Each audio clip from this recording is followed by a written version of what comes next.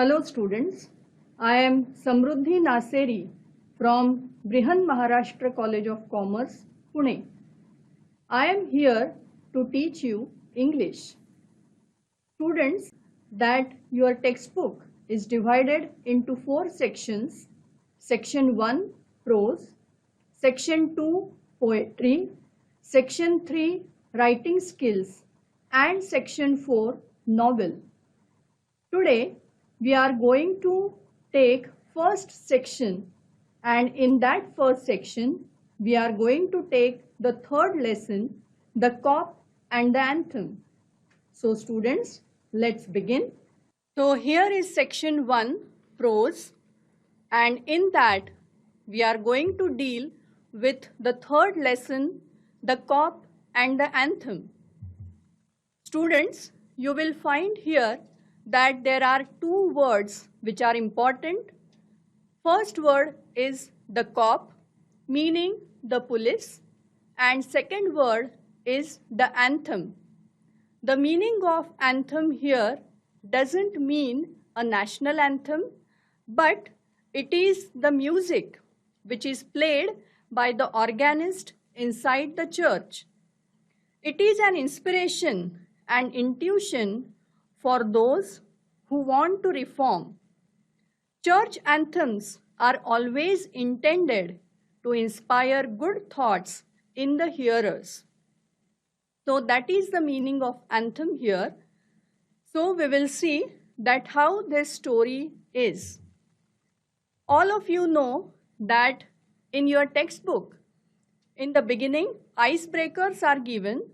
Icebreakers are just the introduction of the lesson or the background of the lesson, and here are some questions related to the background of the lesson. So here is the first question, that suppose you have gone to a place where the winter season is very severe.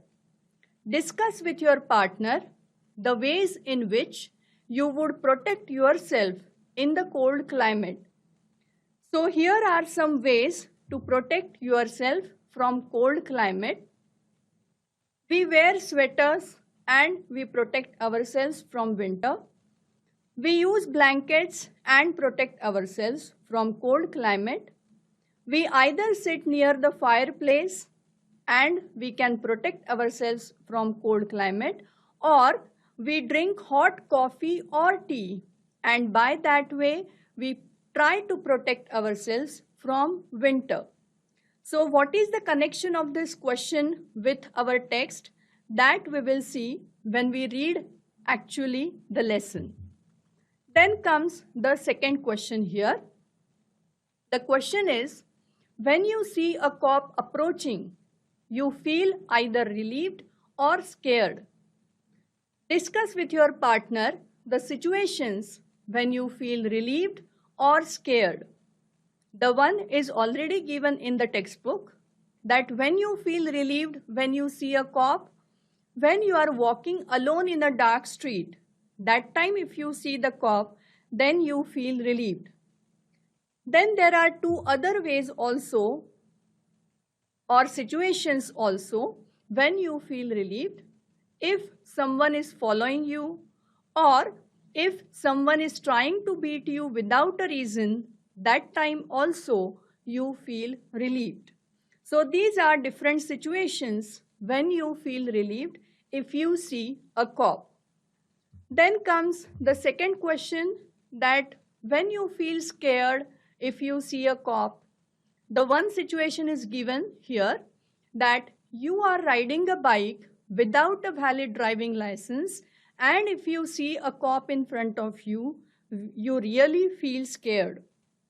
There are two more situations, that if you are driving a bike in no entry, or if you are driving a bike speedily, that time also you feel scared because you have done something wrong, and if you see a cop in front of you, you feel that he will punish you for that, and therefore you feel scared.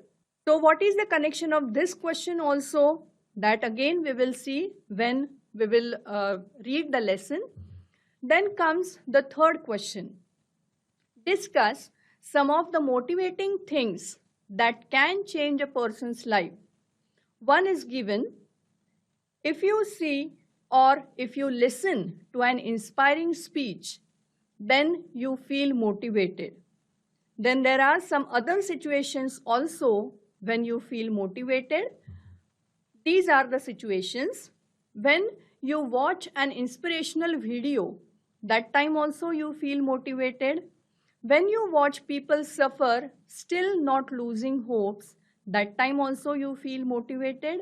Or when you meet inspirational people who had set an example through their deeds, that time also you feel motivated. So here are various situations when you feel motivated, and this is the third question and the last question in the icebreakers. Now, what is the connection of all these questions and our story? That we will see when we will read the story actually. Before starting the story actually, we will see about the writer. Some information about the writer is given here. O. Henry is the writer of The Cop and the Anthem. His full name is William Sidney Porter. He writes by his pen name O. Henry. He was an American writer. He was a voracious reader. Voracious means he was an enthusiastic reader. He had started humorous weekly named The Rolling Stone, but this venture failed, and therefore he later joined Houston Post as a reporter, columnist, and occasional cartoonist. Then how is his style of writing? That his style of writing is smile with tears, means twisted way of thoughts and endings. If you see all the stories of O. Henry, they end in an unexpected way, and they always are with smile with tears. And therefore, here also in this story, The Cop and the Anthem, we will find the same situation, the same ending, unexpected ending. Now we will see something about our story, the introduction about the story, The Cop and the Anthem. It is one of the well-known stories by O. Henry. It is about freedom and confinement. Confinement means imprisonment. The main character in the story is Soapy. His name is Soapy, who is a vagabond. Vagabond means who doesn't have a settled home or a job, having a criminal background. Soapy makes different plans to re-enter the prison to protect himself from severe winter. Now the story happens in America, and in America the winters are very severe. Therefore, as he doesn't have any home or a job, what he thinks that if he enter in the prison for 4 months, he will be safe from the winter, and therefore wants to re-enter the prison. There is a humorous vein of Soapy's futile attempts to get arrested. So he does various attempts to get arrested, and then, as usual, the stories of O. Henry are, this story also ends in an unexpected way. So here is the introduction of the story. Now we will see actual story, The Cop and the Anthem. Soapy left his bench and strolled out of the square and across the level of sea of asphalt where Broadway and Fifth Avenue flow together. Up Broadway he turned and stopped at a luxurious cafe. As is told before, that he didn't have his own home, so the park bench only was his home. So he wanted to do something, and therefore he left his bench and then strolled out of the square. That means he walked in a leisurely way and across the level sea of asphalt where Broadway and Fifth Avenue. Broadway here we can refer to as highway and Fifth Avenue referred to as a lane. So he was standing between the highway and the Fifth Avenue. Up Broadway, he turned and stopped at a luxurious cafe. So he went on the Broadway and he just stopped at a luxurious cafe. Soapy had confidence in himself from the lowest button of his vest upward. He was shaven and his coat was trim and neat. Black Bow had been presented to him by a lady missionary on Thanksgiving Day. What is this Thanksgiving Day? This is the fourth Thursday of November, which is marked by religious observances and traditional meals. Means here in the month of November, people thank each other for doing good to them, and therefore the fourth Thursday of November is marked as Thanksgiving Day. So on that Thanksgiving Day, one lady missionary had presented him this black bow, and he was wearing that black bow. He was shaven, his coat was trim, and his neat black bow was also there with him. If only he could reach a table in the restaurant unsuspected, success would be his. The portion of him that would show above the table would raise no doubt in the waiter's mind. So what did he think? That he wanted to enter that luxurious cafe. He wanted to eat something. But in that luxurious cafe, just by looking at his dress, no one would allow him in that cafe. The waiter also would not allow him. Therefore, he thought that the portion which was there west upward of him would raise no doubt. So he thought that if he would be able to reach the table unsuspected, then he would be able to eat something in that luxurious cafe. A roasted mallard duck, thought Soapy, would be about the thing with a bottle of wine and then some cheese, a cup of coffee and a cigar. So he thought that what he would order in the luxurious cafe, he had already decided these things he would order. $1 for the cigar would be enough. The total would not be so high as to call forth any extreme of revenge from the cafe management. So he thought, as he didn't have a money, so if he would eat all these things, then the money would not be as much as to take any extreme step. Therefore, he thought that if he would eat it there and if he wouldn't pay money, then he would automatically be sent into the prison. And therefore, he wanted to enter in the luxurious cafe. And yet, the meat would leave him filled and happy for the journey to his winter island.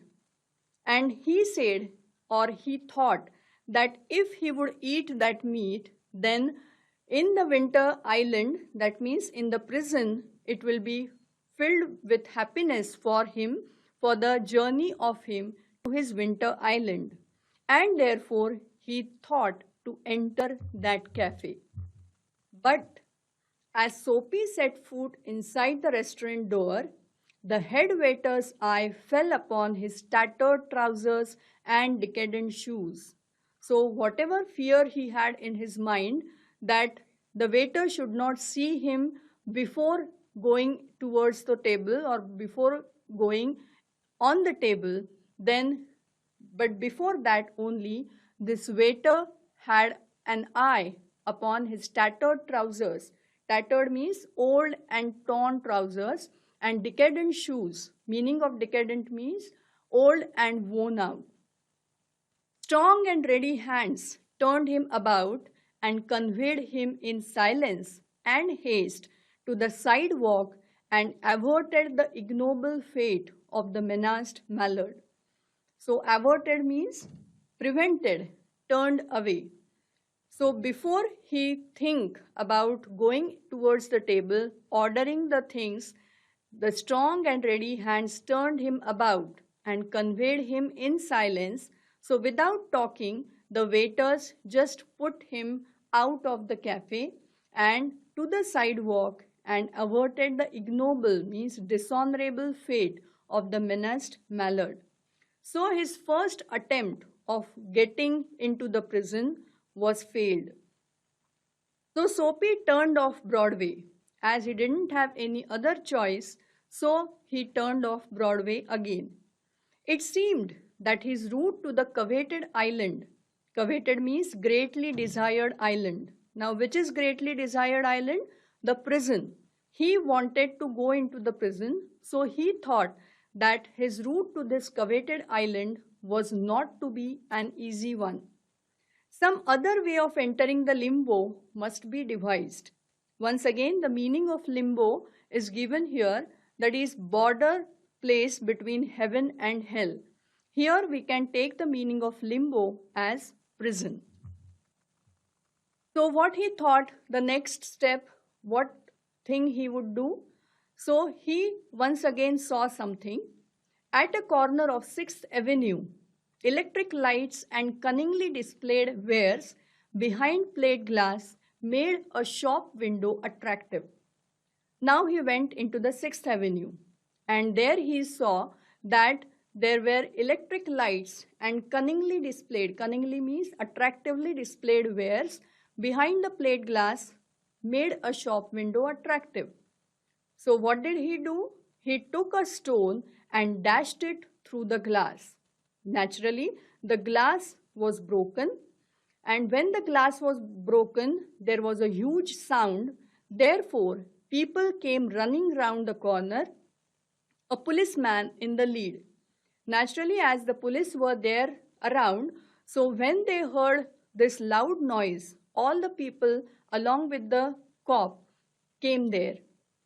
Soapy stood still with his hands in his pockets and smiled at the sight of brass buttons. Brass buttons means at the sight of the police. So he just stood still there as if he had done nothing, but he was smiling at this police. So naturally the police asked him as he was standing there, "Where is the man that done that?" inquired the officer agitatedly. Agitatedly means in a troubled and nervous manner. So he was so much troubled that why the person had broken the glass, so he asked him agitatedly. When asked like that, Soapy said, "Don't you think that I might have had something to do with it?" said Soapy with a friendly voice as one greets good fortune.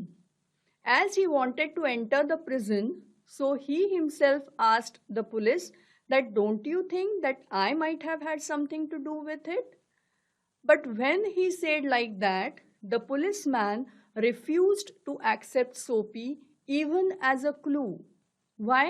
Because the policeman thought that men who smash windows or break windows do not remain to chat with the police. Naturally, that was his guessing, and that was his experience, that people who commit crime doesn't stay there, they just run away. So he just said, the police said, or he didn't even accept him as a clue.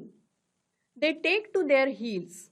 They take to their heels means these people, these criminals, run away. This is a phrase which is given. To take to their heels means to run away. The policeman saw a man halfway down the block running to catch a car. So when Soapy said like that, he didn't accept him as a criminal. But when he saw a man who was halfway down the block, who was running to catch a car, he thought with the drawn club, he joined in the pursuit. He thought that that man had broken the glass. So Soapy, with disgust in his heart, drifted along, twice unsuccessful. So for the second time, he was unsuccessful to get into the prison because policeman didn't even accept him as a clue. Then once again he decided what to do. Then once again he thought what to do so that he would go into the prison. So on the opposite side of the street was a restaurant of no great pretensions. Pretensions means which were not very good or which was a mediocre restaurant. Pretensions means importance. It catered to large appetites and modest purses. That means it was a mediocre hotel with average people coming there. Its crockery and atmosphere were thick, its soup and napery thin. Napery means napkins. That means it was just a mediocre hotel with mediocre people coming into it. Into this place, Soapy betook means he took himself without challenge. Here, no one would ask him to go with because of his appearance, so he just went inside without a challenge. At a table, he sat and consumed beefsteak, flapjacks, donuts, and pie. So, whatever he wanted to eat, he just ate that. He ordered those things. He ate beefsteak, flapjacks, a kind of a cake, donuts, and a pie. And then he told the waiter the fact that the minutest coin and himself were total strangers. So he was so much easy in talking that he said that he didn't have any money at all. And while saying that, he said that minutest coin and himself were total strangers. And what he suggested the waiter? Now get busy and call a cop, said Soapy, and don't keep a gentleman waiting. So he suggested him that you just go and call a cop, call the police, so that he would arrest him and he would go into the prison. And he remarked one more thing, that don't keep a gentleman waiting. But then the waiter here also unexpectedly said, no cop for you, said the waiter with a voice like a butter cake's, that is smooth voice, and an eye like the cherry in the Manhattan cocktail. Hey, con. So that means he was so angry. Still his voice was very smooth, and he just called out some other waiter by the name Con. So he just asked or called the other person, hey Con. And then what did he do? Neatly upon his left ear, on the callous pavement, callous means very hard, pavement means footpath, two waiters pitched Soapy. Pitched, they just threw him away. That means instead of calling the police, they just threw him away from their hotel. He arose joint by joint. As they had thrown him away, so he arose joint by joint as a carpenter's rule opens, and dusted his clothes. So once again his attempt was futile. So it was his third attempt of a futile attempt of getting arrested. Arrest seemed now but an elusive dream. Elusive means difficult to find. It was very difficult for him to go into the prison. The island seemed very far away. A policeman who stood before a drugstore 2 doors away laughed and walked down the street. So here the policeman was watching all these things, that he went into the hotel, then the waiters threw him away. So all these things the policeman was observing, but he just laughed and he walked down the street. So he didn't punish him, he didn't arrest him, and the man Soapy didn't go into the prison at all. So Soapy was seized. Seized means he just was stopped with a sudden fear that some dreadful enchantment, here enchantment refers to the magic, had rendered means made him immune to arrest. So he thought that there is some magic because of which he is not getting arrested, and therefore he was in a state of panic. And when he came upon another policeman lounging grandly, lounging again means standing in a lazy way, in front of a glittering theater, he caught at the immediate straw of disorderly conduct. So he was now in a state of panic. But when once again he saw another policeman who was just standing in a lazy way in front of the glittering theater, once again he thought that he should do something to go into the prison. So he thought that he should have this disorderly conduct. Conduct means behavior, so that the policeman would arrest him. So students, today we have seen that how Soapy, the main character in the story, tries to go into the prison. He tries 3 attempts, futile attempts, to go into the prison, but he is not at all successful to go there. The rest of the things we will see in the next lecture. Thank you.